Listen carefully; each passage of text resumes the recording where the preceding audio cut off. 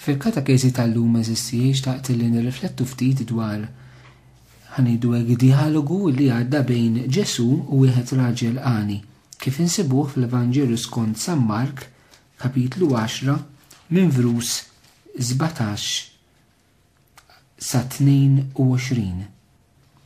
Sejr naqraħ flimkien u wara nirriflettu ftit dwaru. Kien se jaqbad it-triq meta mar fuq wieħed jaġġel. Niżel għall-kub tejħ qudiemu u qallu: Mallem tajjeb, x'għandi nagħmel biex nikseb il-ħajja ta' dejjem? Għaliex qiegħed issejjaħ li tajjeb, qalu Ġesu. Ħadd mhu tajjeb li falla biss. Inti l-kmandamenti tafhom: la taqtolx, la tiżniex, la tisraqx, la tixitx fil-falġ, la tuħux bil-qerq dak li hu ta' ħaddieħor. Weġġaħ il-missierek u l-ommok.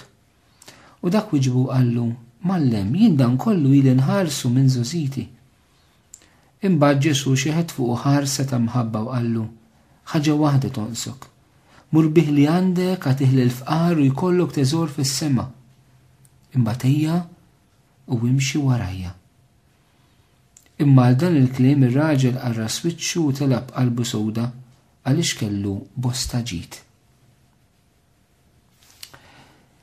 F'dan ir-rakkonti sistiji naraw dan il-raġel li nafu żgur li kien għani, anke l-mod kif jiżvolġi dialogu bejnu bejn Ġesu u f'din l-istorja.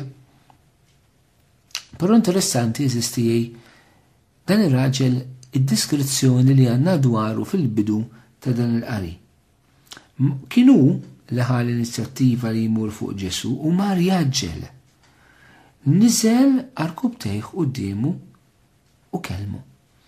Il-fatt li dan mar jaġġel għand Ġesu u niżel għall-kub tejħ quddiem Ġesu ifisser li huwa kellu dan ir-rispett lejn il-persuna ta' Ġesu.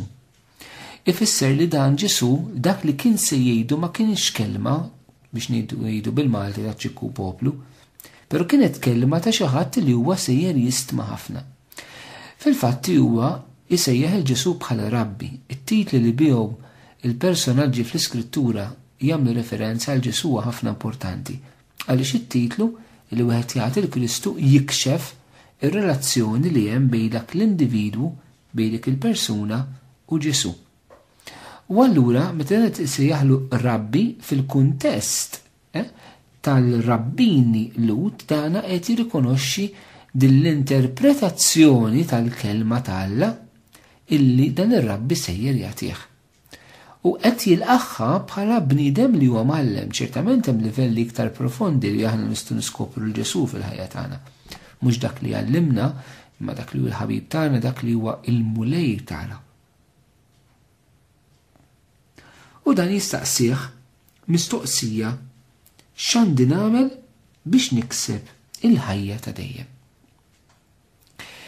Din hija mistoqsija eżistija li forsi qiegħda fil-qalb ta' kull bniedem, mhijiex biss fil-qalb ta' dan ir-raġel, mhijiex mistoqsija li tistaqsija hu minħabba xi ċirkustanzi partikolari fil-ħajja tiegħu. Però hija mistoqsija minquxa fil-qalb ta' kull bniedem għax il-bniedem huwa esser reliġjuż. Fih għandu sens divin, għandu sens tal-misteru ħanejtek, fis-sens li hemm xi ħaġa supernaturali, hemm xi ħaġa li lien minnu, hemm tifsira aktar profonda għall-ħajja, hemm tifsira aktar profonda għall-realtà, għall-eżistenza. U allura dan ir-raġel meta jagħmel din il-mistoqsija mhux qed jistaqsi sempliċement xi ħaġa li nnifsu bħala individwu, però fih nistgħu nsibu lilna nfusna l-kol kemm aħna li din il-mistoqsija nistaqsuha lil dan Ġesu li għal-uħutu Rabbi, għal-uħutu għal-mulej, għal-uħutu għal-tassu Alla, Salvatur.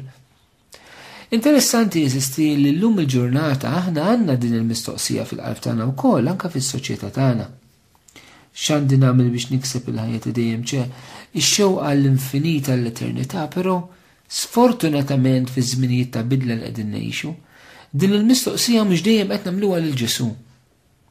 Din il-mistoqsija jista' jkun li qegħdin nagħmluha l persuni oħrajn, ir-reliġjonijiet oħra, jista' jkun din il-mistoqsija qed nagħmluha lil persuni li huma ta' fidi, ideoloġija li mhijiex dik ta' Kristu, u għaldaqstant ir-risposta li nirċievu mhijiex ir-risposta tal-mulej Ġesu, imma hija r-risposta li jagħtuna bnedmin oħra. U allura dan ir-raġel eżistijaj jurina ħafna sabiex aħna nistaqsu il-mistoqsijiet tagħna, il-mistoqsijiet ġusti tagħna illi għandhom xaqsmu verament mal-eternità, nistaqsuhom lil Kristu. Dan ir-raġel eżistijaj jirċievi tweġiba minn Ġesu illi kellmu fuq il-kmandamenti. Ġesu l-ewwel ħaġa li qed jippreżenta hija propju din il-ħajja ħanejdilek bbażata fuq il-liġi tal-Alla. F'kelma waħda, Ġesu dan ir-raġel qed jgħidu isma' inti qiegħed tgħix il-patt li Alla għamel miegħek? Kun bniedem tal-patt il-qadim. Għax irridu niftakru x'inhuma l-kmandamenti eżistija. Il-kmandamenti mhumiex xi sett ta' liġijiet mogħtija lilna biex ngħixuhom. Il-kmandamenti eżistijaj il-poplu ludi jirċevihom wara li huwa jakkwista l-libertà mill-jasar tad-deżert.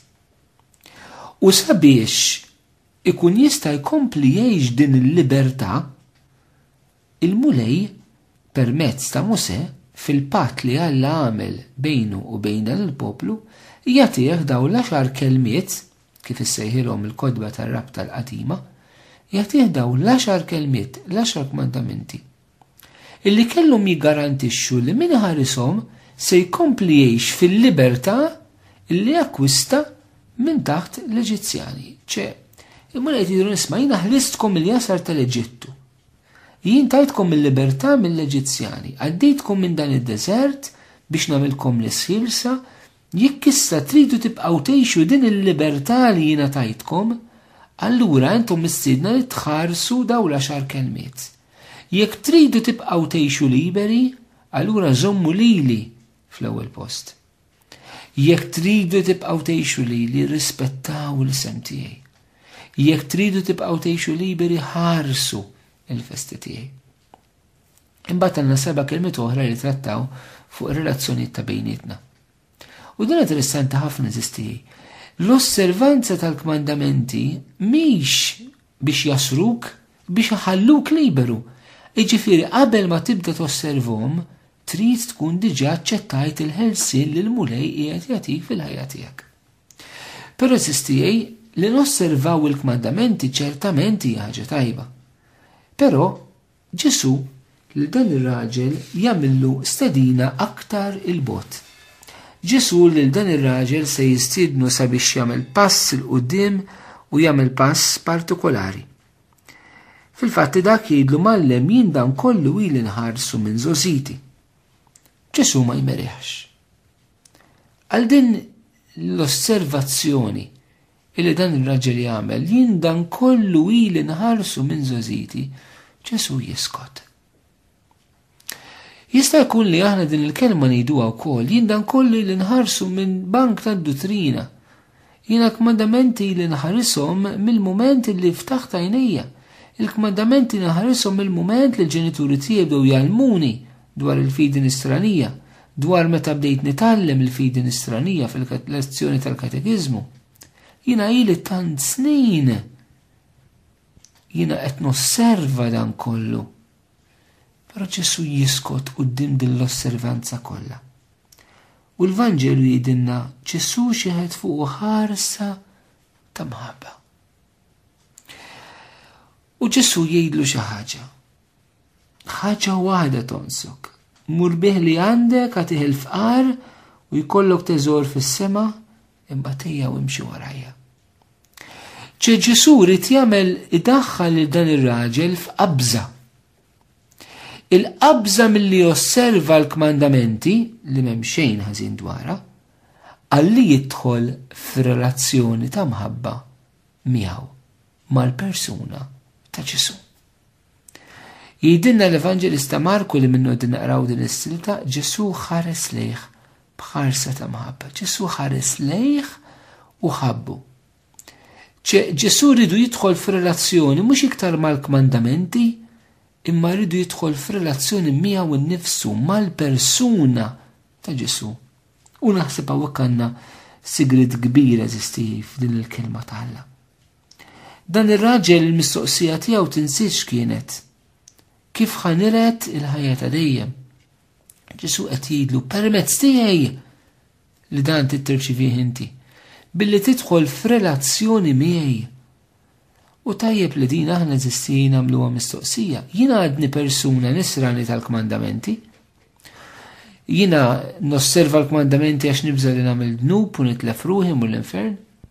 Jew jiena persuna nisrani verament għaliex aċċettajt din il-ħarsa ta' mħabba fuqi u rrid inwieġeb għal din il-ħarsa ta' mħabba.